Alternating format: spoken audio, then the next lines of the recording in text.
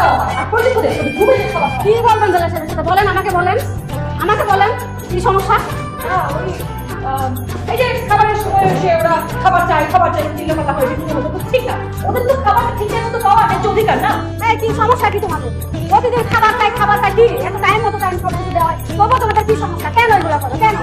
ও আমি সরি, আমি জানতাম না ওদের স্বভাব। আপনি কে? প্রতিদিন খাবারের সময় এসে আপনি জ্ঞান করেন, প্রতিবাদ করেন, আপনি কে? আপনি কি নেত্রী? ভালো কথা বলেছেন, কে জানে হয়ে যেতে পারে।